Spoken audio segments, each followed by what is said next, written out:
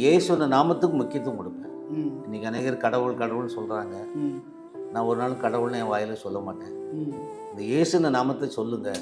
இயேசுன்னு அந்த பேரை பேர் சொல்கிறதுல சொல்லுங்க. தான் இருக்கும். ஆமாம், அவருடைய நாமமே அல்லாமல் ம் வேறு நாமம் நமக்கு கொடுக்கப்படவில்லை. சர்ச்சு குரோத்தில் 2 டாக்டரின் இருக்குது. ம் ஒன்று வந்து பயாலஜிக்கல் குரோத், அடுத்தது நியூமரிக்கல் குரோத். இன்றைக்கி நிறைய பேர் வேலை வாய்ப்பு இல்லைங்கிறாங்க. நான் சொல்லுவேன், ஆண்டருடைய திராட்சை தோட்டத்தில் வேலை இருக்குப்பா. வேலை இருக்கு. ஆமாம், யார் போனாலும் வேலை செய்யலாம், யார் போனாலும் வேலை செய்யலாம். வேலை ஒன்றும் கஷ்டமான வேலை கஷ்டமான வேலை. நடனம், அந்த அந்த களியாட்டு நடனம் அப்படியெல்லாம் பரவிட்டே இருக்குது. பரவிட்டு இருக்குண்ணா அதை ஐயா. குறித்து உங்களுடைய வேதாம அதாவது ஆத்ம பாரம் இல்லைனால தான் இதெல்லாம் நடக்குது. பாருங்க. ஆமாம், நம்மளை அர்ப்பணிச்சா போதும் ஐயா. நம்ம ஊழியத்துக்குன்னு அர்ப்பணிங்க, எடுத்து பயன்படுத்துன்னு சொன்னால் போதும். ஆண்டவர் பயன்படுத்த போகிறார்.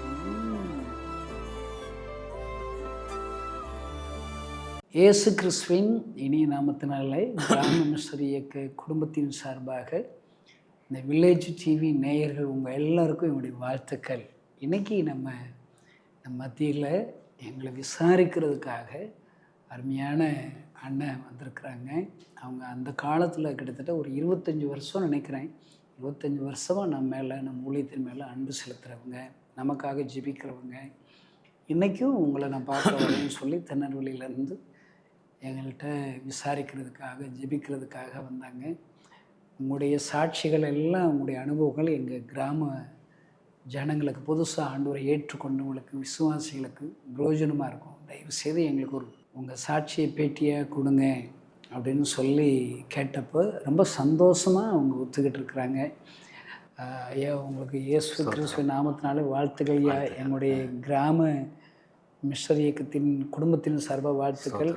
வில்லேஜ் டிவி மூலியமாக வாழ்த்துக்கள் ஐயா. ரொம்ப சந்தோஷம். இப்போ எங்கள் ஜனங்களுக்காக நிறைய நேரத்தை ஸ்பெண்ட் பண்ணுறீங்க. இது கட்டாயம் ஆயிரக்கணக்கான லட்சக்கணக்கான ஜனங்களுக்கு இது பிரயோஜனமாக இருக்கும்.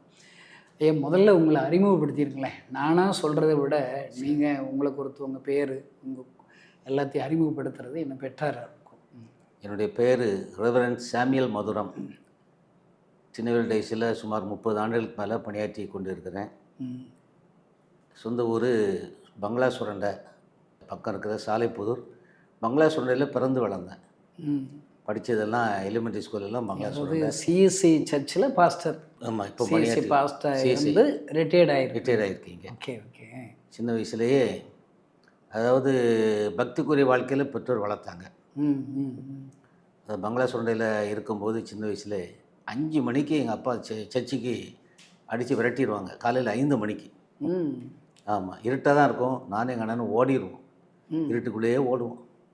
இப்படி 5 மணிக்கு சர்ச்சுக்கு போகிறோம். அது மாத்திரம் இல்லை, வீட்லேயும் டெய்லி காலையில் குடும்ப ஜெபம் உண்டு. பைபிள் வாசித்து காலையில் குடும்ப ஜெபம்னா காலையில் எத்தனை மணிக்கு? 5 மணிக்கு. 5 மணிக்கு குடும்ப ஜெபம். எழும்புனா பெரம் வச்சு அடிச்சிடுவாங்க எங்கள் அப்பா. ஆமாம், எல்லோரும் இப்போ உட்காந்து ஒரு பாட்டு பாடணும், கீர்த்தனை பாட்டு பாடணும். உங்கள் வீட்டில் எத்தனை பிள்ளைகள்? நாங்கள் 8 பேர். அதை சொல்லுங்க முதல்ல. அம்மா அப்பா சேர்த்தா 10 பேர் வீட்டில். 10 பேர், 8 பிள்ளைகள். சொல்லப்போனால் நான் பிஏ முடிக்க வரைக்கும் 5 மணிக்கு பிந்தி நான் முழிச்சதே கிடையாது. ஏன்னா 5 மணிக்கு கட்டாயம் எங்கள் வீட்டில் குடும்ப ஜெபத்துக்கு எல்லோரும் வந்து உட்காந்துருக்கணும். ஏன்னா எல்லாம் எங்கள் அப்பா பெரம்பு ஒன்று வந்து அடிப்பார். அடித்து, அப்பா பேர் என்னங்க? மிஸ்டர் மாசலாமணின்னு சொல்லி ஜான்ஸ் காலேஜில் பேராசிரியராக இருந்தாங்க. ஆமாம், எங்கள் அம்மா மேரி சர்ஜனில் டீச்சராக இருந்தாங்க. ஆமாம், அதாவது 7 வயசில் நாங்கள் சுரண்டை பங்களா சுரண்டையில் இருந்தோம். பிற்பாடு நான் 7ஆவது படிக்கும்போது பாலங்கோட்டைக்கு வந்தோம். எங்கள் வீட்டில் அப்படி ஒரு பழக்கம். ஆமாம், காலையில் 5 மணிக்கு எல்லோரும் எழும்பி குடும்ப ஜெபத்துக்கு வந்திருக்கணும். குடும்ப ஜெபம்லாம் என்ன செய்வீங்க? குடும்ப ஜெபத்தில் இந்த பாலினேஷன் உண்டு. அதில் ஒரு போர்ஷன் இருக்கும். எல்லோரும் ரவுண்ட் போட்டு ஆளுக்கு ஒரு வசனம் வாசிக்கணும். முதல்ல ஒரு பாட்டு பாடும், கீர்த்தனை பாட்டு. அப்புறம் அந்த பாலினேஷன் இருக்கிற பகுதியை எடுத்து வாசித்து தங்க வசனத்தை எல்லோரும் சேர்ந்து சொல்லுவீங்க. அதுக்கப்புறம் எங்கள் அப்பா ஜெபம் பண்ணுவாங்க. அதுக்கப்புறம் நாங்கள் பிளாக் காஃபி குடிப்போம். குடிச்சிட்டு படிக்கிறது, மற்ற வேலைகளை ஆரம்பிப்போம். இப்படி சின்ன வயசுலே பைபிள் வாசித்து பாட்டு பாடு. எனக்கு பாட்டுனா ரொம்ப பிடிக்கும். கிராமங்கள்லாம் பாட்டு பாட என்னை கூப்பிடுவாங்க. கிராமங்களில் ஜெப கூட்டம்னா நான் தான் சத்தமாக பாட்டு பாடுவேன். அப்படி இருக்கும்போது இயேசு கிறிஸ்து மேலே ஒரு பெரிய பற்றுதல், நம்பிக்கை. ஆமாம், என்னாலும் என் சரீரத்தில் ரொம்ப பலவீனம். நான் 9ஆவது படிக்கும்போது எனக்கு வந்து டைஃபாய்டு வந்துட்டு. டைஃபாய்டுனா ஃபஸ்ட் டைம் அட்டாக் ஆகி சோம்பட்டேன், ஸ்கூலுக்கு போனேன், திருப்பியும் செகண்ட் டைம் ரிலாப்ஸ் ஆகிடுது, திருப்பி தேர்ட் டைமும் ரிலாப்ஸ் ஆகிட்டுது. அப்போ நான் பிழைப்பானாங்கிற ஒரு பெரிய சந்தேகம். அப்போது நான் இசைக்க ராஜா கட்டில் படுத்து அழுது ஜெபம் மாதிரி சோறு பக்கமாக திரும்பி அழுது, ஆண்டவரே எனக்கு நீ உயிரை கொடுத்தீங்கன்னா நம்ம உயிர் உள்ள வரைக்கும் முடிவு ஒழித்து செய்வேன், வேறு எந்த வேலைக்கும் நான் போக மாட்டேன் அப்படின்னு ஒப்பு கொடுத்தேன். கர்த்தர் சுகத்தை கொடுத்தார். அப்படி தான் ஆண்டவருக்குன்னு ஊழியத்துக்குன்னு அர்ப்பணித்த ஒரு சரித்திரம். அது எந்த வயசுலையா? அது 9th ஸ்டாண்டர்ட் படிக்கும்போது வச்சுக்கோங்களேன். 9th ஸ்டாண்டர்ட் படிக்கும்போது ஒரு 13 வயசு 14 வயசுல. ஆமாம், எனக்கு உயிர் பிச்சை கொடுத்தே இருந்தால் உங்களுடைய ஊழியத்தை எனக்கு உயிர் உள்ள வரைக்கும் உங்களுடைய ஊழியத்தான் செய்வேன் அப்படின்னு ஆண்டவர்கிட்ட ஒப்பு கொடுத்தேன்.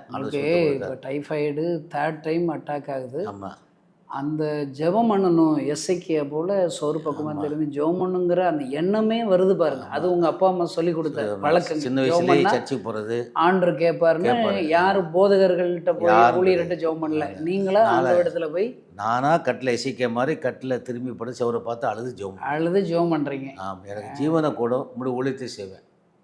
அந்த ஜெபத்தை ஆண்டர் கேட்டு என்னை அற்புதமாக வழி நடத்தினார். சோகம் கொடுத்துட்டாரு. அப்புறம் இப்போ பள்ளி படிப்பு முடித்து அப்புறம் காலேஜ் படித்து அப்புறம் பிஏ முடித்த உடனே ஒரு லா காலேஜ் போகலான்னு ட்ரை பண்ணேன். ஒழித்து ஒப்பு கொடுத்தாலும் எனக்கு ரொம்ப அதை பற்றி திருப்பி எண்ணங்கள் ரொம்ப இல்லை. என்னாலும் திருப்பி அரசியலில் சேரக்கூடிய ஒரு வாய்ப்பு கிடைச்சி. அரசியல் எங்கே இருக்குன்னே தெரியாது எனக்கு. பைபிள் காலேஜ் எங்கே இருக்குன்னே தெரியாது. ஆனால் எங்கள் அப்பா எனக்கு தெரியாமல் அப்ளிகேஷனை போட்டு என்னை அழைப்பு இருந்தனால என்ன அந்த ஊழியத்துக்கு கொடுத்து லாயர் படிக்கணும்னு நினைக்கிறீங்க. மனசில் ஒரு எண்ணம் இருக்கிறது. ஆனால் ஆண்டவர் இப்படி ஒரு சித்தை வச்சு எனக்கு பைபிள் காலேஜில் வந்து சேரும்படி ஆர்டர் வருது. உடனே எங்கள் அப்பா அந்த கலெல்லாம் திருநெல்வேலியில் ஷூட் கேஸ் 20 ரூபா தான், அட்டைப்பட்டியில் இருக்கும். அதை வாங்கி 3 பேண்ட் ஷர்ட்டு தான் நேராக அரசியலில் போய் பைபிள் காலேஜ் சேர்ந்தேன். அட்டைப்பட்டியில் ட்ரெஸ்ஸை பேக் பண்ணி போயிட்டேன். நானும் அப்பா கூட்டு போய் விட்டாங்க. இதுதான் ஆதி காலத்தில் நம்முடைய பழக்கம், ஊழியத்துக்கு வந்த ஒரு வழி. அதுக்கப்புறம் படித்த பிற்பாடு டைசிஸில் வந்து கேட்டகிஸ்டாக பணிபுரிந்து குருவானவராக அபிஷேகம் பெற்று பணியாற்றி கொண்டு இருக்கிறேன். இப்போ ரிட்டையர்ட் ஆன பிறகும் இந்த லைட் ஒர்க் காலேஜ்னு சொல்லுவாங்க, ஓய்வு பெற்ற குருமார், அவங்களுக்கு வந்து 2 சின்ன சபை கொடுப்பாங்க. அப்படி வண்ணார்பட்ட சபையும் குக்கரோல சபையும் நான் பார்த்துட்ருக்கிறேன். இப்போ பார்த்துட்டு அட் பர்சன்ட். ஆமாம், அல்லேலூயா. ஒரு வாரம் வண்ணார்பட்ட சபைக்கு போய் அடுத்த வாரம் குக்கரோலம் போவேன். இப்படி மாறி மாறி திருவந்தாறு அன்னைக்கு நடத்த போவேன். நீங்கள் ஊழியத்துக்குன்னு செய்ய ஆரம்பித்து எத்தனை வருஷம் ஆச்சியா? ஆண்டருக்குன்னு ஊழியம் செய்ய எந்த வயசில் ஊழியத்துக்கு வந்தீங்க? நம்ம ஒரு 1981 என்னாச்சு? 81 இருந்து நம்ம 45 வருஷம் ஆயிடுச்சு. 45 வருஷம். இன்னும் ஒரு 5 வருஷம் பார்த்தீங்கன்னா 50. ஆமாம், 50 ஆகும். ஊழியம் தான் எனக்கு ஆயுஷை கொடுத்துருக்கிறது. நான் ஊழியம் செய்வேன், உயிர் உள்ள வரைக்கும் வேறு வேலைக்கு நான் போக மாட்டேன். ஒப்பு கொடுத்துட்டீங்க. ஆமாம், ஒப்பு கொடுத்துட்டேன். அதனால ஆயுஷ நாட்களில் கூட்டி தந்திருக்காரு. ஊழியத்தில் ஆண்டவர் நல்லா பயன்படுத்திட்டு இன்னைக்கு வரைக்கும் பயன்படுத்தி நீங்கள் ஜெபம் பண்ணி உங்களுக்கும் அற்புதம் செஞ்சுருக்கிறாரு. ஆமாம், இப்போ உங்களுக்கு ஞாபகம் இருக்க நீங்கள் ஜெபம் பண்ணி மற்றவங்களுக்கு செய்த அற்புதங்கள் ஏதாவது ஞாபகம் இருக்கு? மற்றவங்களுக்கு சபை இப்போ விசுவாசிகள் எல்லோரும் எப்படி ஆயிட்டாங்கன்னா அவங்களுக்கு ஜெபம் பண்ணுவாங்க. அவங்க இப்போ சாட்சி சொல்ல சொன்னால் இயேசு எனக்கு அற்புதம் செஞ்சார், என் வியாதை சுகப்படுத்தினா, என் கடன் பிரச்சனை நீத்தினான்னு சாட்சி சொல்லுவாங்க. என்னை பொறுத்தளவுக்கு அதுனா எனக்கு அற்புதம் செய்தான்னு யாராவது சாட்சி சொன்னால் அவங்க அரை கிறிஸ்தவம். முழு கிறிஸ்தவங்கிறது என்னென்னா, நான் ஜெபம் பண்ணி மற்றவங்களுக்கு ஒரு மாற்றம், ஒரு இருதயத்தில் இயேசுவை ஏற்றுக்கொண்டாங்க, அவங்களுக்கு சுகம் பெற்றது, இப்படி சொன்னதான் முழு கிறிஸ்தவங்கன்னு அர்த்தம். நீங்கள் அது ஒரு சாட்சி சொல்லுங்கள். எங்கள் நேரம் அற்புதம் செய்தான்னு சொல்கிறத விட நாங்கள் நடத்துகிற திருவிருந்து ஆராதனை அனைவருடைய வாழ்க்கையில் மாற்றத்தை உண்டு பண்ணும். நாங்கள் திருவிருந்து ஆராதனை சாதாரணமாக நடத்துறது இல்லை. பாரப்பட்டு ஜெபிச்சுட்டு வந்து, ஏன்னா அது பலிபீடம், இயேசு கிறிஸ்துவினுடைய சரீரத்தை ரத்தத்தையும் கொடுக்குறோம். அதில் கர்த்தருடைய வல்லமை இருக்கணும், பெற்றுக்கொள்கிற மக்களுக்கு சுகம் கிடைக்கணும், பாவ மன்னிப்பு கிடைக்கணும் அப்படிங்கிற ஒரு பெரிய நோக்கத்தோடு தான் நாங்கள் ஆயத்தப்பட்டு தான் அந்த அரணைக்கே நான் போகிறோம். சாதாரணமாகலாம் போகலை. அந்த இயேசு கிறிஸ்துவினுடைய பாடு மரணங்களை நாமளும் உணரணும், சபையாரும் உணரணும். என்னை நினைவுறும்படி செய்யுங்கள் என்றார். அவனுடைய நினைவுறு எடுத்தவங்க வாழ்க்கையில் மாறுறதை நீங்கள் பார்த்துருக்கீங்க. ஆமாம், அது மற்றவங்களுக்கு பிரயோஜனமாக இருக்குது. ஆமாம், நம்ம திருவிழா நடத்தும்போது அந்த சரீரத்தையும் ரத்தத்தையும் நம்ம ஜெபம் பண்ணி கொடுக்கும்போது அவங்க மிகுந்த விசுவாசத்தோடு வாங்குறாங்க. அவங்களுக்கு சுகம் கிடைக்கிது, ஒரு விடுதலை கிடைக்கிது, சமாதானம் கிடைக்கிது. நாங்கள் நடத்துகிற ஆராதனை வந்து நாங்கள் திரும்ப சும்மா போகிறதில்ல. நீங்கள் சொல்கிற சாட்சியை நான் எதிர்பார்க்கவே இல்லை. ஆமாம், ஏதோ ஒரு பெரிய இப்போதுன்னா இதில் ஒரு சிம்பிள் விசுவாசத்தில், ஏன்னா எனக்கு என்ன ஞாபகம் வருதுன்னா, எனக்கு ஹெவி அல்சர் வரும், உருள்வேன். அதாவது ஊழியத்தில் சாப்பிடாமல் போயிருக்குது. அப்போ தான் கல்யாணம் முடிச்சு கொஞ்சம் மாதங்கள் ஆகுது. ஒரு நாள் சர்ச்சுக்கு போனோம், சர்ச்சுக்கு போக முடியல, அவ்வளோ வயிறு வலின்னு என் மாமியார்கிட்ட சொல்கிறேன். மாமியார் சொல்கிறாங்க, திருவிருந்து ஆராதனை எங்கள் சர்ச்சில், யார், சிவகாசி ரேக்லன் சிஎஸ்சி சர்ச்சில் கம்யூனியன் சர்வீஸ் அப்படி அட்டன் பண்ணிங்கன்னா ஏசப்பா சுகம் தருவார்ல, அது ரத்தம்ல, மாம்சத்தில் அப்பத்தை உண்றோம், அதில் பங்கு விட்டுறோம் நாங்கள், நல்லா இருக்கே அப்படின்னு சொல்லி திருவிருந்தில் அட்டன் பண்ணுறேன், ஜெபத்தோடு போய் அட்டன் பண்ணுறேன். நீங்கள் பார்த்தீங்கன்னா ஐயா, அந்த அப்பத்தையும் அப்பத்திற்கு அடையாளமாக அதையும் ரத்தத்துக்கு அடையாளமாக ரசத்தையும் சாப்பிட்ட உடனே அன்னையிலேருந்து அல்சரே இல்லை. எவ்வளோ சுகம் நீங்கள் சொல்கிறீங்க பாருங்க.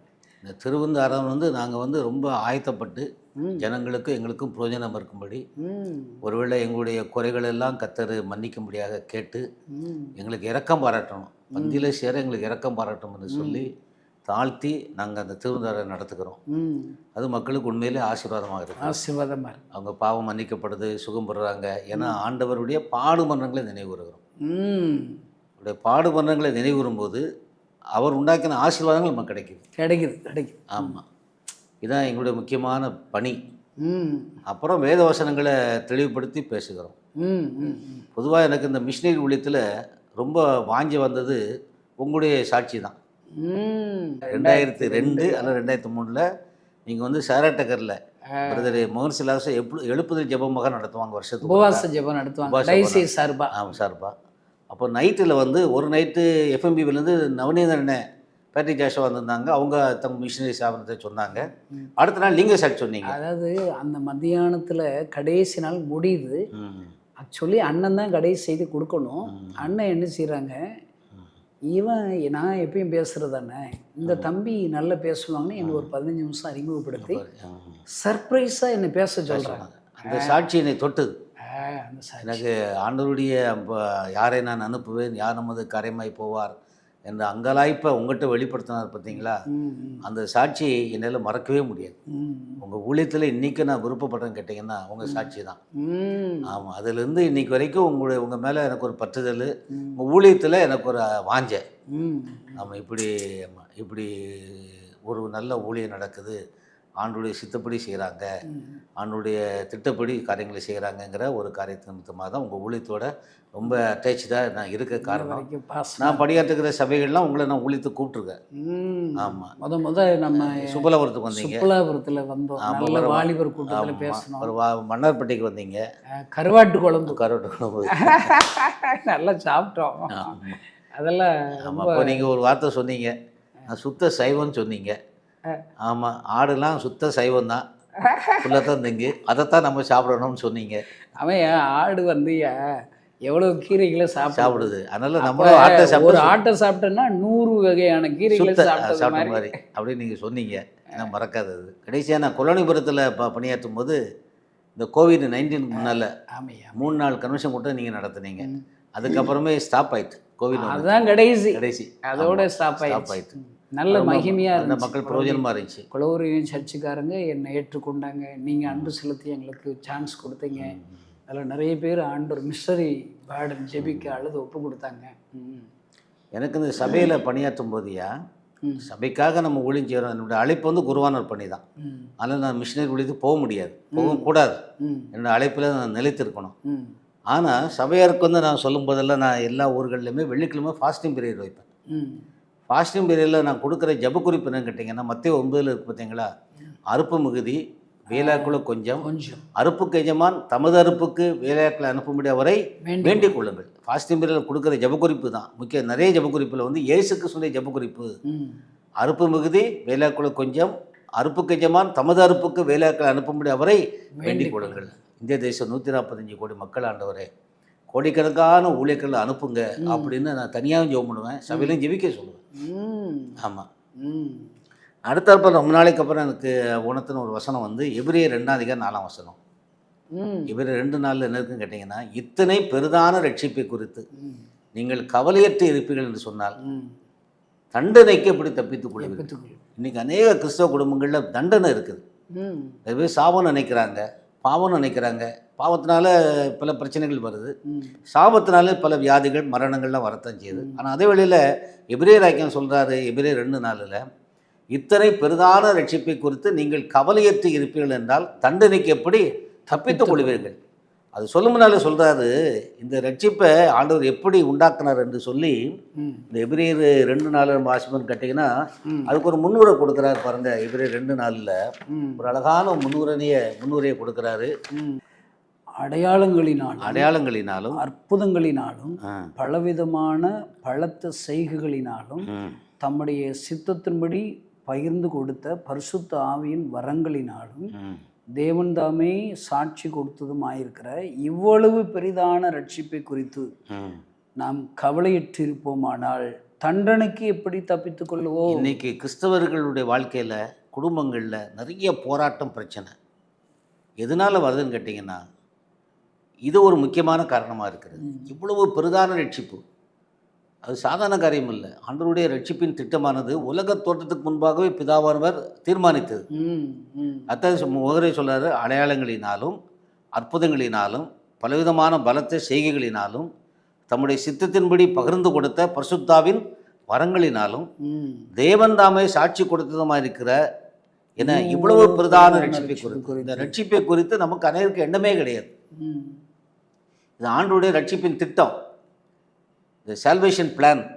இது இன்னைக்கு நேரத்து உண்டானதில்லை, உலக தோற்றத்துக்கு முன்பாகவே அடிக்கப்பட்ட வண்ணமாக இருக்கிற தேவாட்டுக்குட்டி.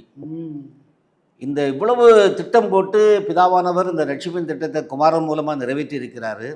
இதை குறித்த கவலை நமக்கு கிறிஸ்தவங்களுக்கு இல்லை. இன்றைக்கி இருக்க கிறிஸ்தவங்கள் எல்லாம் ஒரு என்ஜாயிங் கிறிஸ்டின்ஸ் தான். ஆண்டவர் கொடுக்குற ஆசீர்வாதத்தை பெற்று நல்ல வாழ்க்கையை என்ஜாய் பண்ணிகிட்டு இருக்காங்க ஒழிய இந்த ரட்சிப்பின் திட்டமானது எல்லாருக்கும் போய் சேர வேண்டும், எல்லா மக்களும் ரட்சிக்கப்பட வேண்டும் என்ற ஒரு எண்ணம் கிறிஸ்தவங்களுக்கு இல்லை. இதனால் அநேக குடும்பங்களில் தண்டனைக்கு ஆண்டவருடைய தண்டனை பெற்றுட்டு இருக்கிறாங்க. அது அவங்களுக்கே புரிய மாட்டேங்க. ஏன் நான் என்ன பாவம் செஞ்சேன், என் வீட்டில் இவ்வளோ பெரிய பிரச்சனை, இவ்வளோ இப்படிப்பட்ட மரணங்கள். ஆண்டவர் சொல்கிறார் பாருங்கள், தெளிவாக சொல்கிறாரு, இவ்வளவு பெரிதான ரட்சிப்பை குறித்து நாம் கவலையற்று இருப்போமானால், மற்றவங்க ரட்சிக்கப்பட வேண்டும் என்ற எண்ணமே நமக்கு இல்லை, நிர்விசாரமாக இருக்கிறோம். ஆண்டவர் எவ்வளவோ பாடுபட்டு, எவ்வளவோ கஷ்டப்பட்டு, எவ்வளோ நிந்தைகள் அவமானங்களை ஏற்றுக்கொண்டு சிலுவையில் தொங்கி இந்த ரட்சிப்பை உண்டு பண்ணினார். எல்லாருக்கும் எல்லா மனும் ரட்சிக்கப்பட வேண்டும் என்று விரும்புகிறாரு. அதை குறித்த திட்ட எண்ணமே நமக்கு இல்லையே. இல்லை, மற்றவர்கள் ரட்சிக்கப்படணும், இயேசு கிறிஸ்துடைய மீட்பின் திட்டத்தை நாம் உலகத்துக்கு அறிவிக்கணும், மற்றவருடைய ரட்சிப்புக்காக ஜெபிக்கணும், மற்றவருடைய விடுதலைக்காக ஜெபிக்கணும், அந்த எண்ணமே இல்லாதனால இன்றைக்கி கிறிஸ்தவ குடும்பங்களில் பெரிய பாதிப்பு, பெரிய தண்டனைகள் அந்த குடும்பத்தில் இருக்குன்னு தான் அந்த வசனம் சொல்லுது. அந்த வசனம் திருப்பி திருப்பி வாசிக்க எனக்கு ஆச்சரியமாக இருக்குது. இவ்வளவு தேவன்தாமே சாட்சி கொடுத்ததுமா இருக்கிற இவ்வளவு பெரிதான ரட்சிப்பை குறித்து நாம் கவலையற்றிருப்போமானால் உலக மக்களுடைய ரட்சிப்பு, இந்தியா தேசத்து மக்களுடைய ரட்சிப்பு, இந்த வசனம் வாசித்த பிறகு நான் தினமும் 1 மணி நேரம் இந்தியா தேச மக்களுடைய ரட்சிப்புக்காக ஜெபிக்கிறேன். ஆமாம், டெய்லி 1 ஹவர் ஆண்டவர்கிட்ட ஒப்பு கொடுத்து ஜெபம் பண்ணிட்டு இருக்கிறேன். சில நேரம் பகல் நேரம் கூட நைட்டாக முழங்கால் போட்டுருவேன். ஆமாம், மற்றவங்க ரட்சிக்கப்படணும் என்ற ஒரு எண்ணம் நமக்கு வேணும். இவ்வளவு பெரிதான ரட்சிப்புன்னு சொல்லும்போது அந்த ரட்சிப்பை இயேசு கிறிஸ்து எப்படி உண்டாக்குனார், பிதாவானவர் எப்படி உண்டாக்கினார், உலக தோட்டத்துக்கு முன்பாக திட்டம் போட்டு உருவாக்குற ஒரு திட்டம் இது. இதை குறித்த ஒரு எண்ணமே நமக்கு இல்லை. ஏதோ ஞாயிற்றுக்கிழமை போகிறோம், காணிக்கை கொடுக்குறோம், இப்படி தான் கிறிஸ்தவங்கள்லாம் வாழ்ந்து கொண்டு இருக்கிற மொழிய எல்லா மனிதரும் ரட்சிக்கப்படுவதற்காகவே இயேசு கிறிஸ்து இந்த உலகத்தில் வந்தார், எல்லா மனிதரும் ரட்சிக்கப்பட வேண்டும் என்று அவருடைய விருப்பமாக இருக்கிறது என்ற கவலையே நமக்கு இல்லை. நான் வாழ்ந்தால் போதும், என் குடும்பம் வாழ்ந்தால் போதும், நாம் ஜெபம் பண்ணுவோம், நம்ம நல்லா இருக்கணும் அப்படிங்கிற எண்ணத்தில் கிறிஸ்தவம் வாழ்றதுனால தான் சுவிசேஷம் போய் சேர மாட்டேங்குது. இன்னைக்கு கிறிஸ்தவ குடும்பங்களில் இருக்கிற பாடுகளுக்கு முக்கியமான ஒரு காரணம், நிறைய பல காரணங்கள் இருக்குது.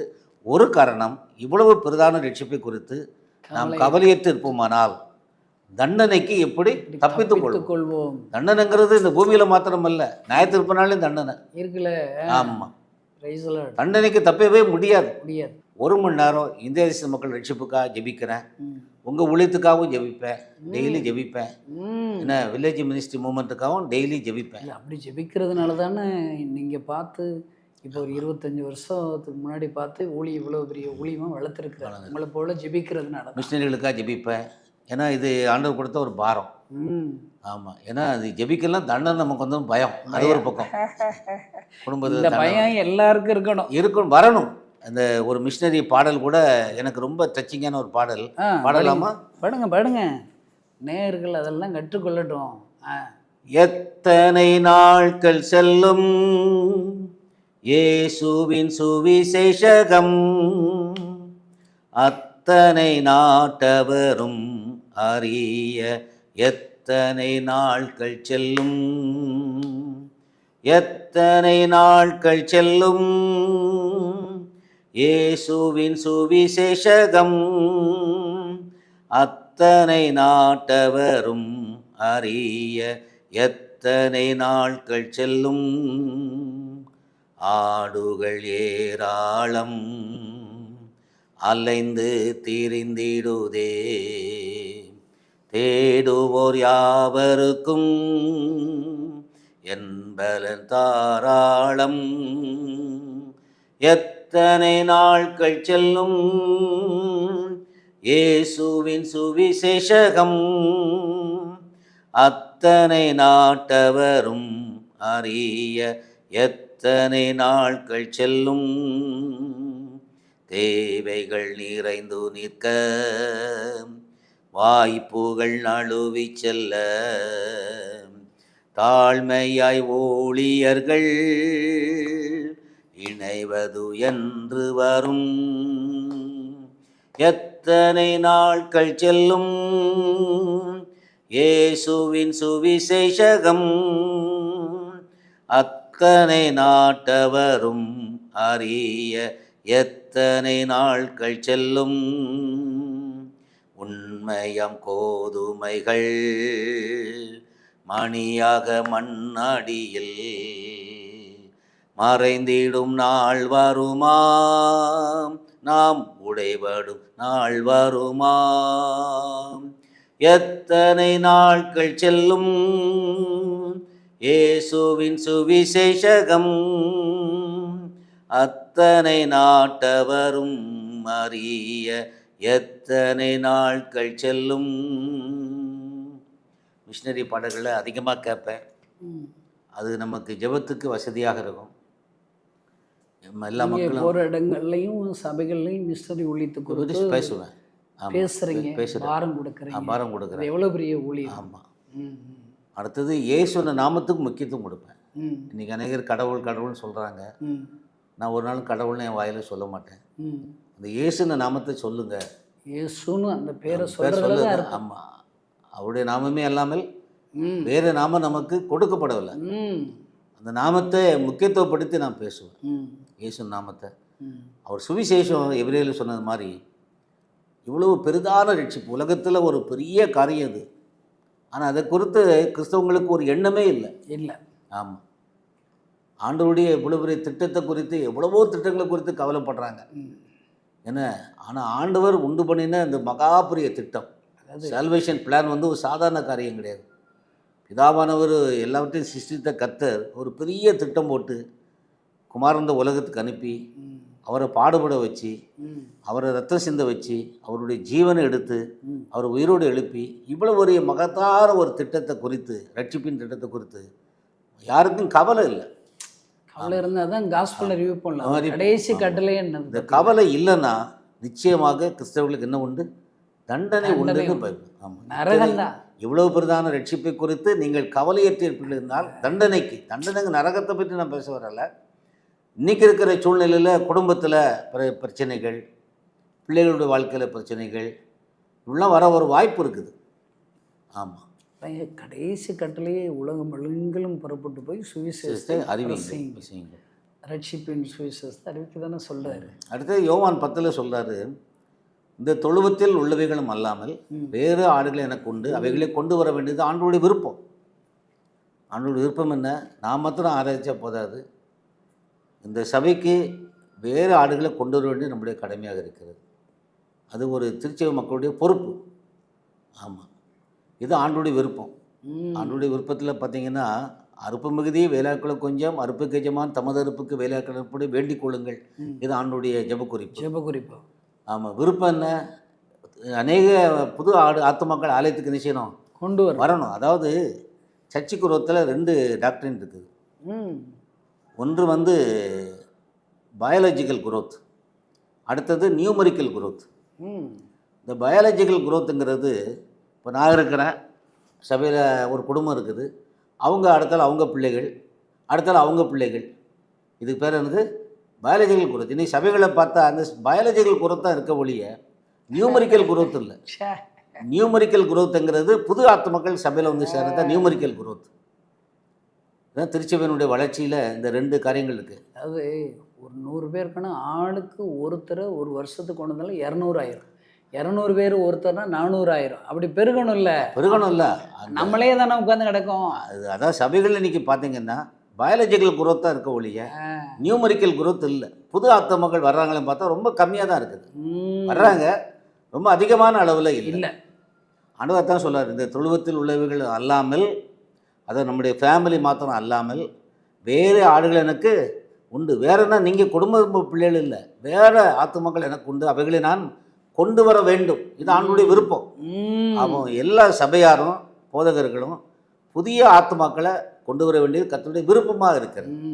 நான் மாத்திரம் ஆராய்ச்சிட்டு போனோம், நம்ம மாத்திரம் ஆலயத்துக்கு போகிறோம், நன்மை பெறுறோம் அப்படிங்கிறா இல்லை. ஆண்டுடைய விருப்பம் என்ன, இந்த சபையில் நான் மாத்திரம் அல்ல, புதிய ஆத்துமாக்கள் வந்து சேர வேண்டிய ஆண்டுடைய விருப்பமாக இருக்கு. ஆக மிஷினரி ஊழியங்கிறது வடையந்தைக்கு போய் சேர்றது மாத்திரம் இல்லை, கிராமங்களில் போய் சேர மாத்திரம் இல்லை, சபையிலே மிஷினரி ஊழியம் நடக்கணும். தமிழ்நாட்டையும் மறந்துடக்கூடாது. ஆமாம், தமிழ்நாட்டையும் மறந்துடக்கூடாது. ஆமாம், அதான் நீங்கள் போகிற இடங்களில் ஒரு பெரிய மிஸ்டரி பாரத்தோடு இருக்கிறதுனால தான் எங்களை போல மிஸ்டரிகளை நீங்கள் ஏற்றுக்கொண்டு. ஆமாம், கூப்பிடுறோம். ஆமாம், இன்னைக்கு எங்களை பார்க்க வந்திருக்கீங்க பாருங்க. ஆமாம், பெரிய பாரத்தோடு. நீங்கள் கூப்பிடல, நான் தான் வந்திருக்கேன். அதானே, எங்கே திருநெல்வேலி எங்கே இருக்குது, விருதுநகர் எங்கே இருக்குது, உங்களை பார்த்துட்டோன்னு எப்படியாவது உங்களை சந்திக்கணும் ஒரு வாஞ்ச. அப்பையா இப்போ நீங்கள் இன்னைக்கு தேவைய வாலிபர்கள் தான். வாலிபர்கள் இன்னைக்கு ஆண்டவருக்காக எழும்பலைன்னா உங்கள் ஊர்களில் பாஸ்டரே வட மாநிலத்தில் உள்ளவங்க தான் பாஸ்டராக இருப்பாங்க. ஏன்னா வாலிபரின் மத்தியில் இன்ட்ரெஸ்ட் இல்லை, ரட்சிப்பு இல்லை, ஊழியமும் இல்லை. வாலிப பருவத்தில் சிருஷ்டிகரை நினை அப்படின்றது எங்கே சிருஷ்டின்னு நினைக்கிறான், செல்ஃபோனை தான் நினைக்கிறான், பாவத்தை தான் நினைக்கிறான். இப்போ வாலிபர்களுக்காக வாலிபர்கள் வந்து ஊழியத்தில் வரணும்னா பெற்றோர்களோட அர்ப்பணிப்பு இருக்கணும். பெற்றோர்கள் பிள்ளைகள் பெறும்போதே என் பிள்ளைய ஊழியத்துக்கு ஒப்பு கொடுத்தா வாலிபர்கள் வந்துடுவாங்க.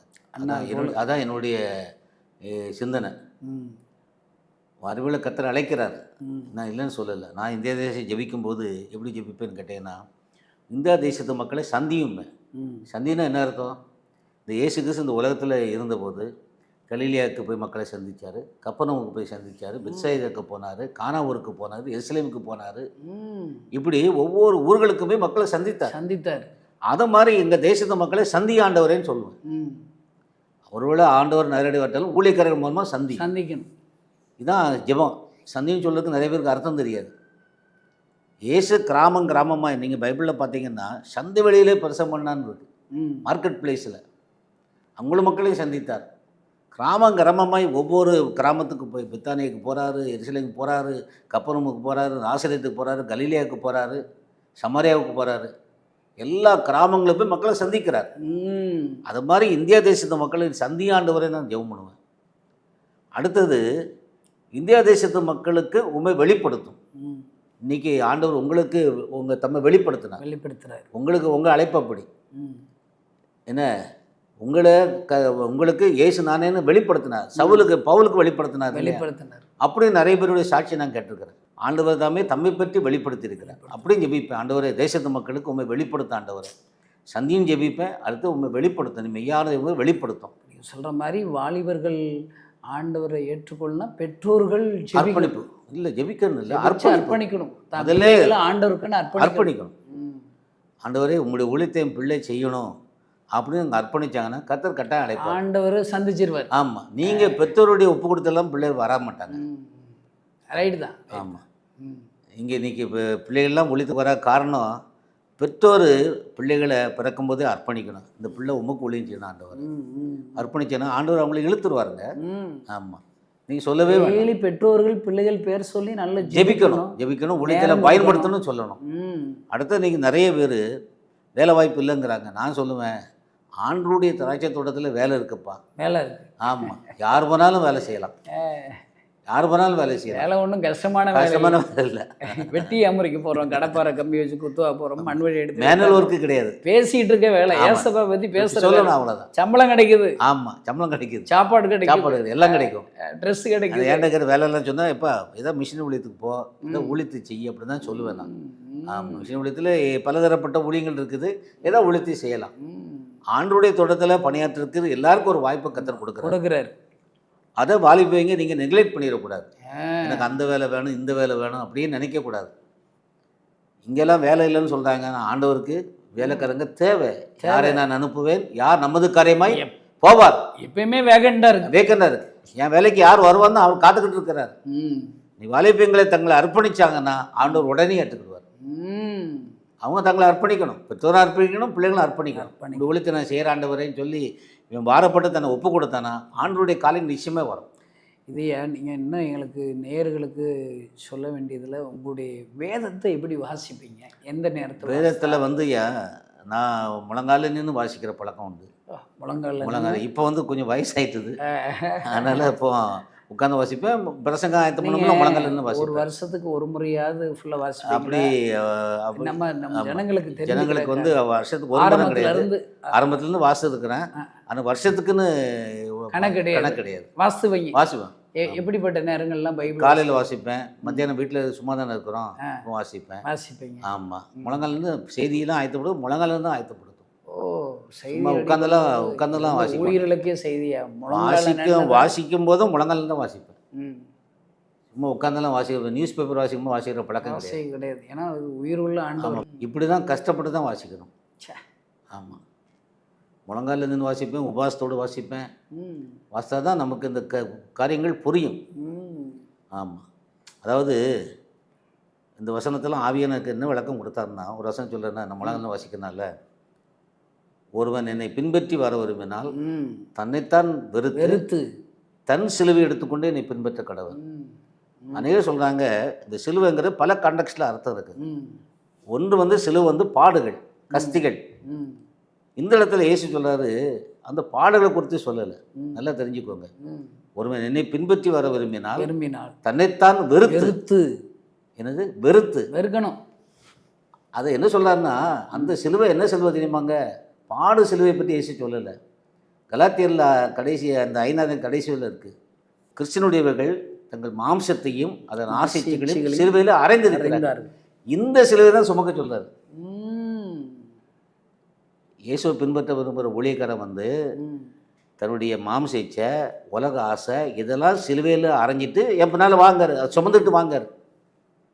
ஏன்னா இயேசுவை பின்பற்றி ஒழுங்கிறவ இந்த உலக ஆசைக்குள்ளே போயிடக்கூடாதுல்ல. ஆசை இச்சையோடு வராத ஆசை இச்சையெல்லாம் சிலுவையை அந்த சுமந்துக்கிட்டே வாங்காரு.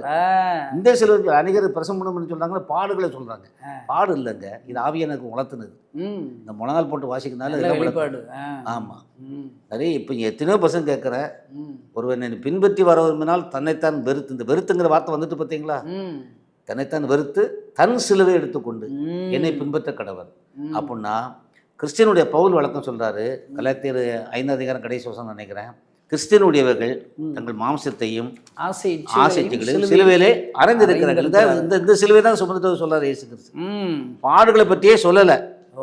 ஆமாம்மா, அதாவது கலாத்தியர் 5:24. ஆமாம், கிறிஸ்டியனுடையவர்கள் தங்கள் மாம்சத்தையும் ஆசைகளையும் சிலுவையிலே அறைந்திருக்கிறார்கள். இந்த சிலுவை தான் சுமக்க சொல்றாரு. இயேசு பாடு பற்றியே இங்கே சொல்லலை. நம்ம இப்போ பிரசங்கம் பண்ணுறவங்க என்ன சொல்கிறாங்க கேட்டிங்கன்னா, ஊழியத்தில் பாடுகள் உண்டு, அந்த சிலுவை இயேசு சொல்லலை.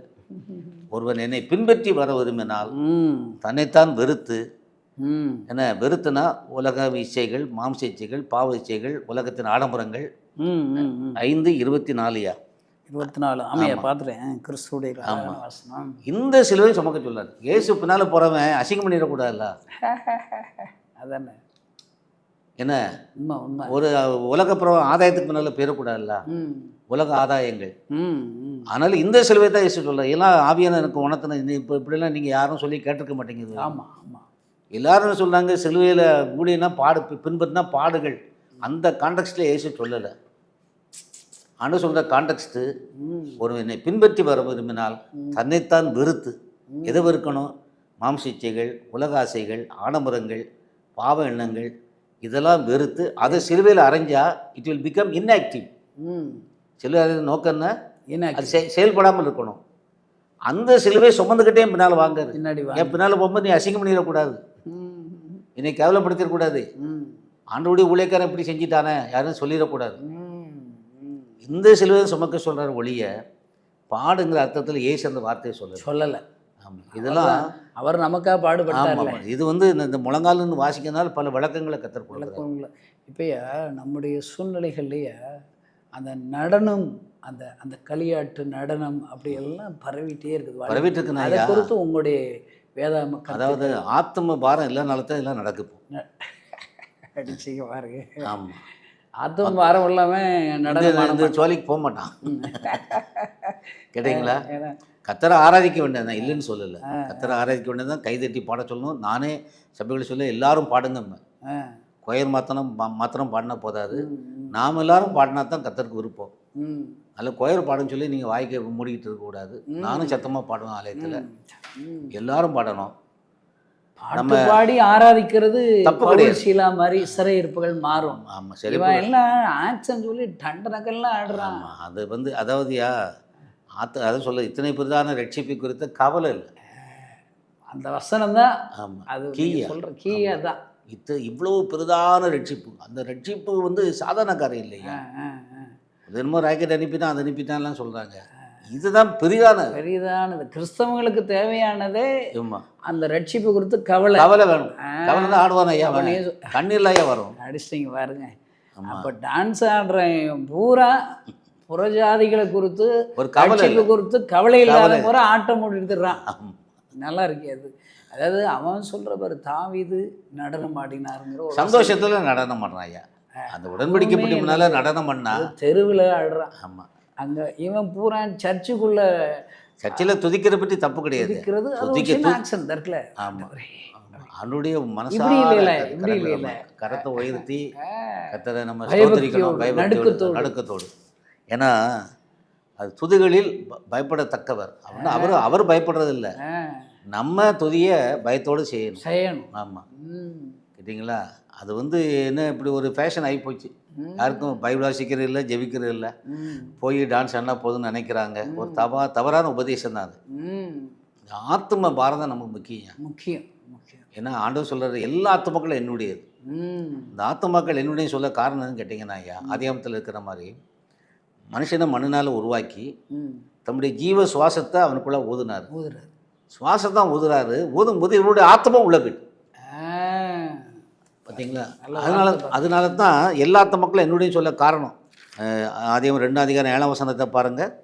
தேவனாகிய கர்த்தர் மனுஷனை பூமியின் மண்ணினாலே உருவாக்கி ஜீவ சுவாசத்தை அவன் நாசியிலே ஊதினார். சுவாசத்தான் ஊதுறாரு, மனுஷன் ஜீவாத்மா. ஆமாம், அப்போ ஆண்டவருடைய ஆத்மா மனுஷனுக்குள்ள என்ன செஞ்சுட்டு வந்துட்டு.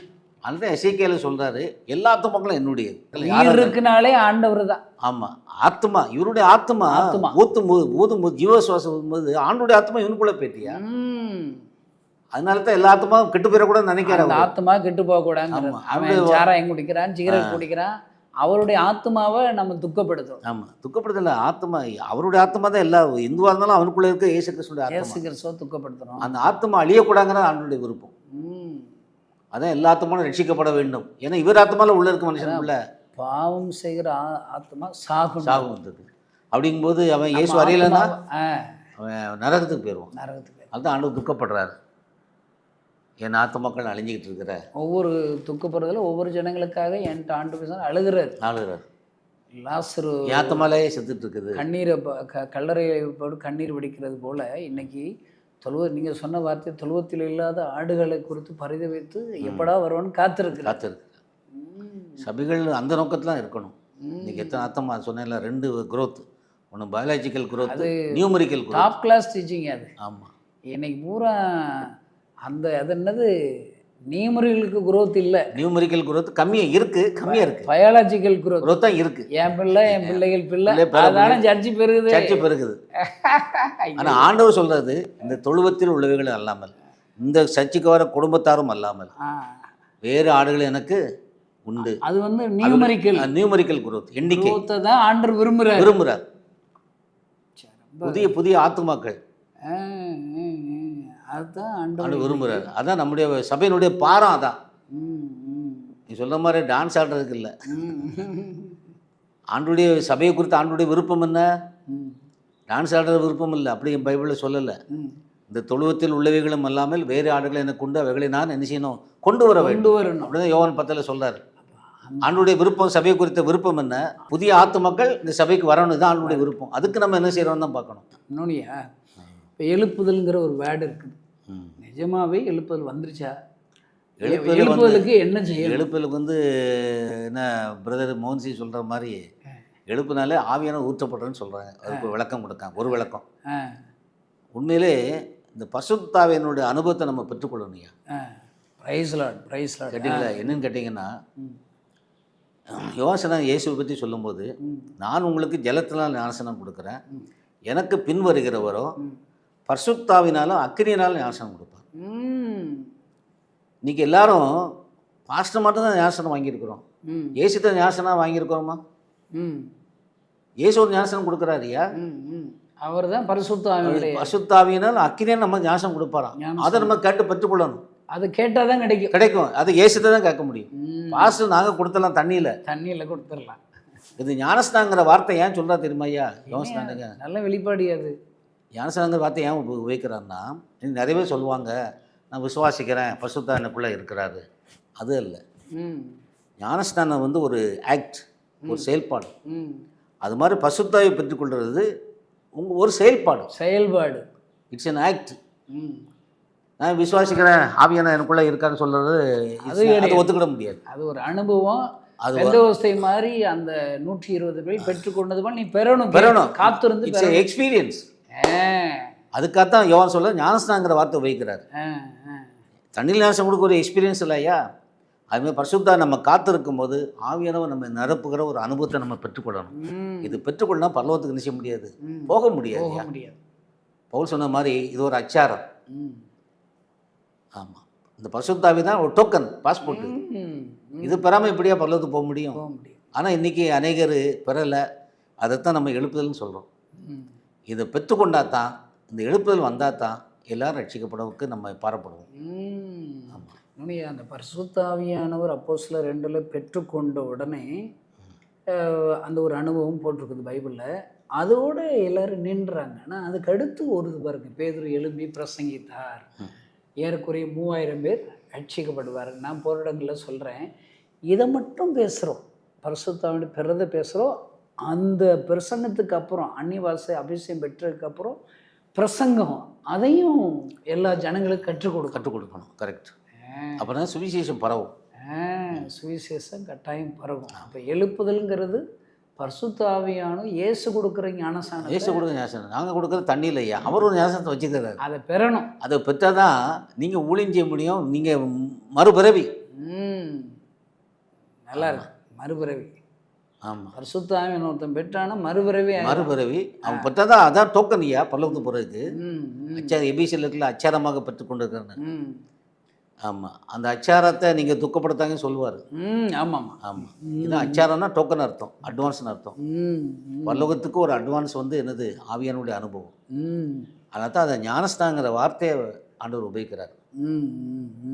ஞானஸ்நானம் எப்படி ஒரு செயல்பாடோ, ஒரு எக்ஸ்பீரியன்ஸ். சும்மா தண்ணியில் மூழ்கிட்டேன்னு சும்மா சொல்ல முடியுமா? விசுவாசிக்கிறேன்னு சொல்ல முடியுமா? இது விசுவாசம் கிடையாது, இது ஒரு எக்ஸ்பீரியன்ஸ், ஒரு ஆக்ட், ஒரு செயல்பாடு. ஞானஸ்நானம் எப்படி செயல்பாடோ அதுபோல் ஆவியில் நிரப்பப்பட்ட ஒரு செயல்பாடு. அதுக்காக தான் ஞானஸ்நானங்கிற வார்த்தையில் உபயோகப்படுத்தப்படுது. இணைய நீங்கள் பிரசங்கங்கள் எவ்வளோ ஆயிரக்கணக்கான பிரசங்கள் பண்ணணும். நான் பார்த்துருக்குறேன், சிஎஸ்ஐ போதகர்களும் சரி ஒரு நாளைக்கு திடீர்னு நிறைய பிரசங்கள் பண்ண வேண்டியிருக்கு. இதெல்லாம் எப்படி நீங்கள் ஆயத்தமாகினா? ஏன்னா திடீர்னு ஒருத்தங்க இறந்துட்டாங்க, அங்கே ஒரு வார்த்தையை கொடுக்கணும். மேரேஜ் போகிறோம், அங்கே ஒரு வார்த்தை கொடுக்கணும். பிறந்த நாளைக்குன்னா அங்கே ஒரு வார்த்தை கொடுக்கணும். எங்களை விட தான் நீங்கள் நல்லா சொல்லிட்டீங்களே. இல்லை, எப்படி நீங்கள் அதை ஆயத்தமான இப்போ இது நமக்கு அதே பைபிள் வசனங்களே வாசித்து நிறைய அனுபவங்கள் தானையா. ஆமாம், அதெல்லாம் மனசுல இருக்கும்ல ஐயா, மனசுல. ஆமாம், அதை குறிப்பு வச்சு எல்லாம் ரொம்ப பண்ணிட முடியாது. பிரசங்கத்தை நீங்கள் ஒரு புரோகிராம் சொன்னீங்கன்னா என்ன பேசலாங்கிறத முன்னால் எங்கள் மனசில் ஓடிக்கிட்டே இருக்கும். ம் அதை குறித்து ஜெபம் பண்ணுவோம். ம். என்ன பேசலாம் ஆண்டவரே, ம் என்ன பேசலாம், என்ன கான்டெக்ஸ்ட் கொண்டு வரலாம், என்ன நிகழ்ச்சியை பைபிள்லேருந்து சம்மந்தப்படுத்தி பேசலாம், பேசலாம் இப்படிலாம் யோசித்தான் ஜெபம் பண்ணி தான் அந்த வசனத்தை வந்து சொல்கிறோம். சொல்கிறீங்க. ஆமாம். அதாவது நீங்கள் பேசுவது நீங்களல்ல பரிசுத்த ஆவியானவர் ஆவியானவரை. பேசுகிறார். ஆமாம், ஆவியானவர் லீட் பண்ணுவார்யா.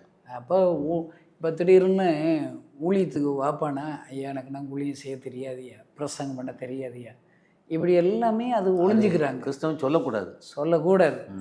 அப்போ நீங்கள் மனசில் பாரம் இருந்தால் போதும் உங்களை ஆண்டவர் பயன்படுத்திடுவார். நீ என்ன அந்த வார்த்தைகளை கொடுத்து ஆண்டு பேச வச்சிருவார். நம்மளை அர்ப்பணிச்சா போதும் ஐயா, நம்ம ஊழியத்துக்குன்னு அர்ப்பணிக்கணும், எடுத்து பயன்படுத்துன்னு சொன்னால் போதும். ஆண்டவர் பயன்படுத்த போகிறார்.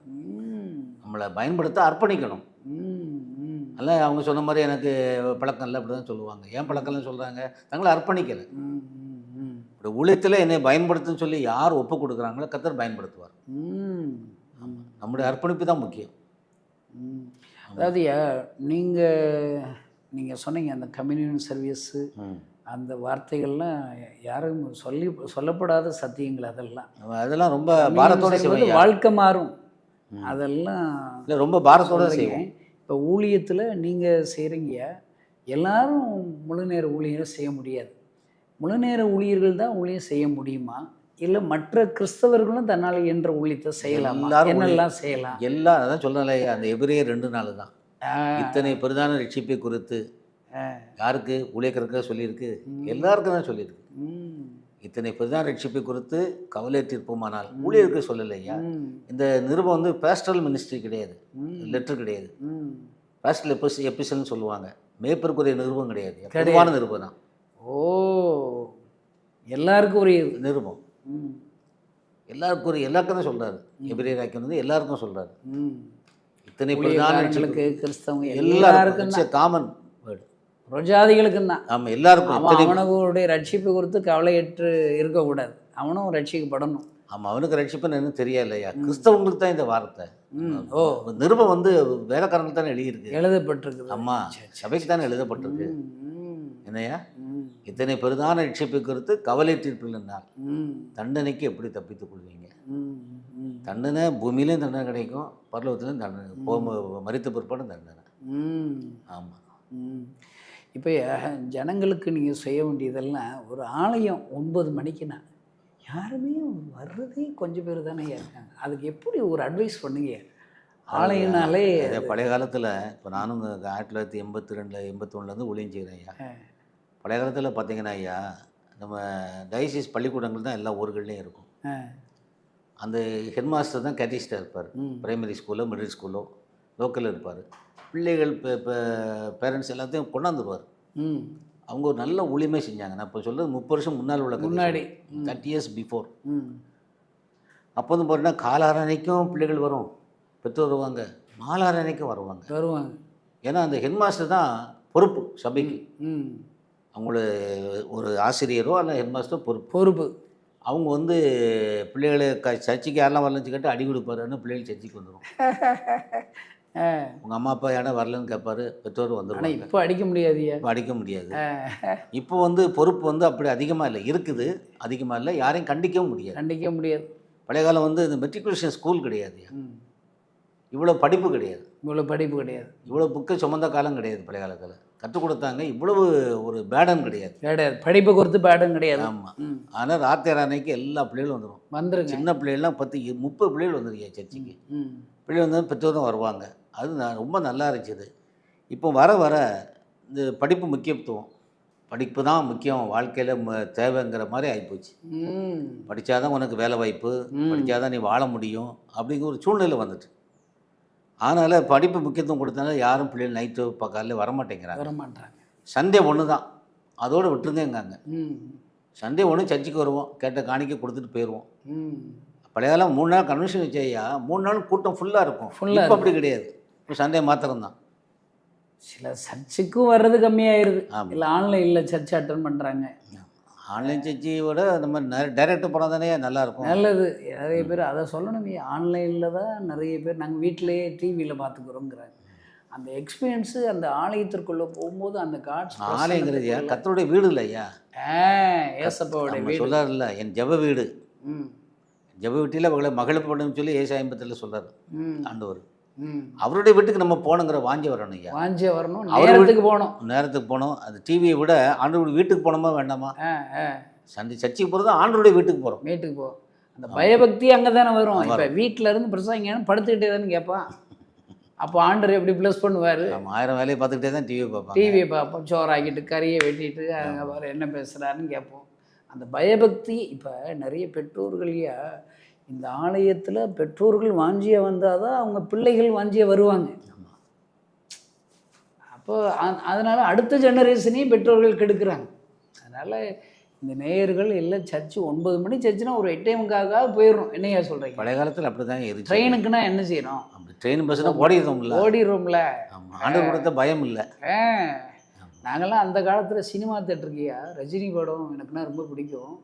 ஒரு 10 மணி ஷோனா காலைல 8 மணிக்கே அங்கே தேட்டர் வாசலில் கிடப்போம். ஆமாம், கவுண்டரில் நிற்போம். ரஜினி படம் ஃபஸ்ட் ஷோ வருதுன்னா அதிகாலையில் போய் நிற்போம். ஏன்னா ஃபஸ்ட் ஷோ பார்க்கலாட்டா தலை வெடிச்சிருங்கிற மாதிரி இருப்போம்.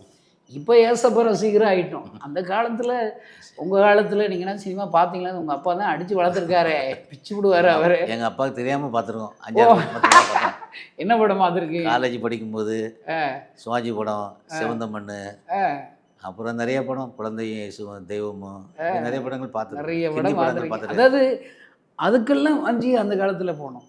ஆலயனாலே இல்லை பிஸ்கட் எப்போ நாளும் வைக்கலான்றது.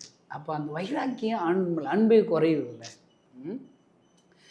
ரொம்ப சந்தோஷம் ஐயா. உங்களுடைய எல்லா நிகழ்ச்சிகளையும் எங்களுக்கு சொல்லி கொடுத்ததை குறித்து, எல்லா ஜெப வாழ்க்கையை குறித்து, வேத வாசிப்பு முழங்கால் படியிட்டு வாசிப்பேங்கிறது எனக்கு அது ஒரு பெரிய ஒரு நம்ம நேயர்களுக்கே சேலஞ்சு தான். அந்த பழக்கங்களை முடிஞ்சளவுக்கு அவங்களெல்லாம் பழகி வந்தாங்கன்னா உங்களை இப்போ நான் ஒரு 20 நிமிஷம் முழங்கால் ஜெபிக்கிறேன் இல்லையா? இந்தியாவுக்கு ஜெபிக்க 1 மணி நேரம் ஜெபிச்சேன்னா 20 மினிட்ஸாவது முழங்கால் நிற்பேன். முழங்காலில் நின்றீங்க. அப்புறம் கொஞ்ச நேரம் நின்று திருப்பி முழங்கால் மாறி மாறி தான் ஜெபிக்கிறோம். எல்லா காரியத்தையும் நீங்கள் ரொம்ப சொன்னீங்க. ரொம்ப சந்தோஷம் ஐயா. இப்போ எங்களுடைய இது பார்த்துக்கிட்டு இருக்கிற நேயர்கள் எல்லாருக்கையும் ஒரு பவர்ஃபுல்லாக ஒரு ஜெபம் பண்ணுங்க. அந்த வியாதிஸ்தர்கள் இருப்பாங்கன்னா அவங்க சுகமாகணும், கடன் பிரச்சனைகள் மாறணும். உங்கள் வீட்டில் 8 பிள்ளைகள், உங்கள் அப்பா அதிகாலை ஜெபம் நடித்து எல்லாரையும் நல்ல கடவுளுக்குள்ளே வழிநடத்தி இருக்கிறார். இதை கேட்குற எல்லாருடைய வீட்டில் பிள்ளைகள்லாம் ரட்சிக்கப்படாமல் இருக்காங்களா? அவங்க பிள்ளைகளும் ரட்சிக்கப்பட்டு, நீங்கள் சொன்னீங்களே ஜெபம் பண்ணால் ரட்சிக்கப்படுவாங்க. இதை கேட்குற எல்லாரும் உங்களுக்கு செய்த அந்த பிளஸ்ஸிங்ஸ் எல்லாம் எங்கள் நேயர்களுக்கு வரணும்னு சொல்லி ஒரு ஜெபம் பண்ணிருக்கலையா? சரி, எல்லோரும் ஜெபிப்போம். அன்பின் பிதாவே, நல்ல ஜெப வேலைக்காக நன்றியோடுமை ஸ்தோத்தரிக்கிறோம். இந்த கிராம மிஷினரி இயக்கத்துக்காக நன்றியோடுமை ஸ்தோத்தரிக்கிறங்க தாவே. இந்த நாளிலுமாக இந்த டிவி நிகழ்ச்சி மூலமாக அநேக நேயரோடு இடைபடும்படியாக கற்றுக் கொடுத்த கிருபையின் வேலைக்கு நன்றி. அருமையான சகோதரர் டேவிட் கணேசன் அவர்களோடு கூட பேசும்படியாக கொடுத்த கிருபைக்காக நன்றியோடுமை ஸ்தோத்தரிக்கிறோம். இப்பொழுதும் இயேசுவே நீ ஜீவிக்கிற தேவனப்பா. ஆண்டவரே, இந்த நாளிலுமாக பலவிதமான பாரத்தோடு, துக்கத்தோடு, கவலையோடு, சஞ்சலத்தோடு, வேதனையோடு இந்த நிகழ்ச்சியை பார்த்து கொண்டிருக்கிற நம்முடைய பிள்ளைகளுக்காக நம்முடைய சமூகத்தை நோக்கி பார்க்கிறேன். ஆமென். இயேசு தாமே நம்முடைய பாடுகளை ஏற்றுக்கொண்டு நம்முடைய துக்கங்களை சுமந்தார் என்று சொல்லியிருக்கிறது. ஏசாயா 53 அவர் நம்முடைய மீது நிமித்தம் காயப்பட்டு நம்முடைய அக்கிரமத்தை ஒடுக்கப்பட்டார், நமக்கு சமானத்தை உண்டு பண்ணும் ஆக்கின அவர் மேல் வந்தது, அவருடைய தழும்புகளாக குணமாகிற அந்த வார்த்தைக்காக நன்றியுடைமை ஸ்தோத்திரிக்கிறோம். எங்களுடைய துக்கங்கள், எங்களுடைய பாடுகள் எல்லாம் நீ சுமந்தீர் ஆண்டவரே. எல்லாருடைய குடும்பத்தில், எல்லாருடைய வாழ்க்கையிலும் அநேக பாடுகள் இருக்கிறதப்பா, அநேக துக்கங்கள் இருக்கிறது ஆண்டவரே. ஆனால் இவற்றை எல்லாம் நீக்கும்படியாக எங்களுடைய பாடுகளை நீர் ஏற்றுக்கொண்டு சிலுவை சுமக்க முடியாத ஒரு பாடு ஆண்டவரே. ஆண்டவரே, இயேசு எங்களுக்காக எவ்வளவாய் பாடுபட்டீர். எங்களுடைய பாடுகளை மாற்றும்படியாக சிலுவை சுமந்தீர், மாறினால் அடிக்கப்பட்டீர், நிந்தைகள் அவமானங்களை ஏற்றுக்கொண்டீர், துக்கப்பட்டீர், தூஷிக்கப்பட்டீர், சிலுவையிலே பல மணி நேரங்கள் தொங்கினீர் அப்பா. ஆண்டவரே, ஆணிகளாக கடவப்பட்டவராய் தொங்கினீர். அதற்கு நமக்கு ஸ்தோத்திரம்.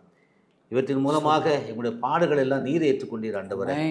நீரை எங்களுடைய பாடுகளை ஏற்றுக்கொண்டபடினாலே பல விதமான பாடுகளோடு வாழ்ந்து கொண்டிருக்கிற இந்த நிகழ்ச்சியை பார்த்து கொண்டிருக்கிற நம்முடைய பிள்ளைகளுடைய வாழ்க்கையில் காணப்படுகிற பாடுகளை இயேசுதாமே நீக்கி ஆண்டவரே அவர்களுக்கு ஒரு வாழ்க்கையை நீ சமாதானமாக நீ மாற்றி கொடுக்கும்படியாக நாங்கள் செபிக்கிறோம் ஆண்டவரே. எங்களுடைய துக்கங்கள் எல்லாம் நீ சுமந்தீர் ஆண்டவரே. வாழ்க்கையில் எவ்வளவோ துக்கங்கள், நான் ஏன் பிறந்தேன், எதுக்காக நான் வாழ வேண்டும், என்னுடைய குடும்பம் எப்படி இருக்கிறேன், பிள்ளைகளே இப்படி இருக்கிறாங்க என்று துக்கத்தோடு பார்த்து கொண்டுடைய பிள்ளைகளுடைய துக்கங்கள் எல்லாம் நீர் எங்களுக்காக துக்கங்களை சுமந்தீர் ஆண்டவரே. நீ நீ துக்கங்களை சுமந்தபடினாலே துக்கத்தோடு இருக்கிற நம்முடைய பிள்ளைகளுடைய துக்கங்களை மாற்றி ஆண்டவரே உங்கள் துக்கம் சந்தோஷமாக மாறும் என்ற வார்த்தையின்படி ஆண்டவரே துக்கங்களெல்லாம் நீ நீக்கி சமாதானத்தையும் சந்தோஷத்தையும் ஒவ்வொருவருக்கும் இயேசுதாமே கொடுக்கும்படியாக நாங்கள் உண்மை நோக்கி பார்க்கிறோம் கர்த்தாவே. அற்புதங்களை செய்கிற கர்த்தர் ஆண்டவரை இந்த பூமியிலே வாழ்ந்தபோது மக்களை சந்தித்தீர் அப்பா. கிராமங்கள் தோறும் சென்று சந்தித்தீர் ஆண்டவரே. அவருடைய குறைவுகள் எல்லாம் நிறைவாக்கினீர், வியாதியை குணமாக்கினீர், மரித்தோரை உயிரோடு எழுப்பினீர் ஆண்டவரே. அவருடைய பாடுகள் எல்லாவற்றையும் நீ நீக்கி போட்டீரப்பா. அதுபோல ஆண்டவரே எங்களுடைய தேசத்து மக்களை நீ சந்திங்கப்பா ஆண்டவரே. சந்திங்க, ஊழியக்காரர்களை அனுப்பி சந்திங்கப்பா ஆண்டவரே. இந்த நிகழ்ச்சியை பார்த்து கொண்டிருக்கிற நம்முடைய பிள்ளைகளை சந்தியும் ஆண்டவரே. பிள்ளைகளோடு கூட இடைபடுவீராக. ஆமாண்டவரே, பூமியிலே வாழ்ந்தபோது ஒவ்வொருடைய வியாதியும் குணமாக்கினீரே ஆண்டவரே, சொஸ்தமாக்கினீரே.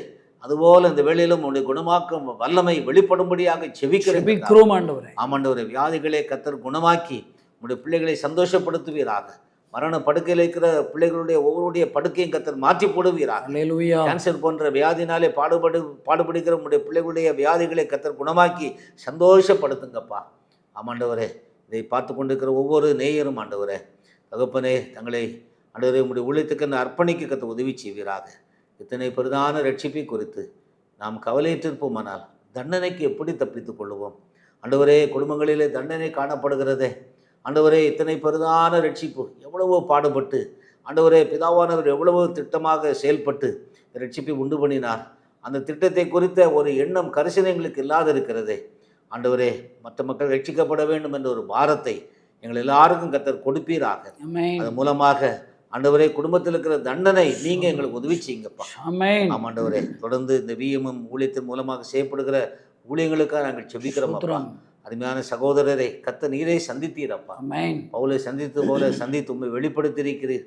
அதுபோல இந்த ஊழியத்திலே ஆண்டவரே அநேகரை நீ சந்திக்கும்படியாக நாங்கள் செபிக்கிறோம். ஆண்டவரே, இந்த ஊழிய ஸ்தாபனம் இந்த இடத்தை கர்த்தர் ஆசீர்வதித்து கொடுத்துடலும். இந்த இடத்துல என்னென்ன நீ செய்ய விரும்புகிறீரோ அத்தனையும் உடைய பிள்ளைகளுக்கு கர்த்தர் செய்து கொடுக்கும்படியாக நாங்கள் செபிக்கிறோம். ஆண்டவரே, ஊழியக்காரர்களை வல்லமையாக பயன்படுத்துங்கப்பா. உங்களுடைய அக்னியின் வல்லமை உங்களுடைய பிள்ளைகள் மேல் இறங்கும்படியாக ஜெபிக்கிறோம். ஆமாண்டவரே, ஒருவன் ஆண்டவரே ஜலத்தினால் மாத்திரமல்ல எனக்கு பின்வருகிறவரோ பரிசுத்தாவினால் அக்கினியினால் ஞானஸ்நானம் கொடுப்பார் என்று சொல்லியிருக்கிற போல ஒவ்வொருவரும் பரிசுத்தாவினால் அக்கினியினாலும் இயேசுவால் ஞானஸ்நானத்தை பெற்றுக்கொள்ள கர்த்தர் உதவி செய்ய ஜெபிக்கிறோம். ஊழியத்தின் பாதையிலே ஒவ்வொருவரை வல்லமையாக பயன்படுத்தும் ஆண்டவரே. ஊழியம் செய்கிற 1000க்கும் மேற்பட்ட ஊழியக்காரர்களை நீ பயன்படுத்தும்படியாக நாங்கள் ஜெபிக்கிறோம். இந்த ஊழியத்தின் தேவைகள் எல்லாவற்றையும் சந்தியா ஆண்டவர். இந்த பண்டிகை நாட்களில் இயேசு பிறந்து விட்டார் என்ற சந்தோஷம் ஆண்டவரே. எங்களுக்கு இனிமேல் கவலை இல்லை, அவர் பிறந்து விட்டார், அவர் எல்லாவற்றையும் பொறுப்படுத்திக் கொள்வார் என்ற ஒரு மன தைரியத்தை விசுவாசத்தை இந்த பண்டிகை கொண்டாடுகிற எல்லாருடைய வாழ்க்கையிலும் கர்த்தர் கொடுக்கும்படியாக நாங்கள் செபிக்கிறோம். அருமையான இந்த ஊழியத்தை நாங்கள் ஆசீர்வதித்து ஜெபிக்கிறோம். அருமையான சகோதரர் டேவிட் கணேசன் அவளையும் குடும்பத்தையும் ஊழியக்காரர்களை நாங்கள் ஆசீர்வதித்து ஜெபிக்கிறோம். மாறாத பிரசன்னம் நம்முடைய பிள்ளைகளோடு கொண்டு வழி நடத்தட்டும். இயேசு கிறிஸ்துவின் நாமத்தை ஜெபிக்கிறோம் நல்ல பிதாவே. ஆமென். ஆமென். என் ஆத்துமாவே கர்த்தரை ஸ்தோத்திரி, என் முழு உள்ளமே பரிசுத்த நாமத்தை ஸ்தோத்திரி. என் ஆத்துமாவே கர்த்தரை ஸ்தோத்திரி, அவர் செய்த சகல உபகாரங்களையும் மறவாதே. ஆமென். ஆமென். ஸ்தோத்திரம். ரொம்ப நன்றிங்க. உங்களுடைய வருகைக்கு, உங்களுடைய ஜெபத்துக்கு, உங்களுடைய ஆலோசனைகளுக்கு நன்றி. God bless you. Thank you.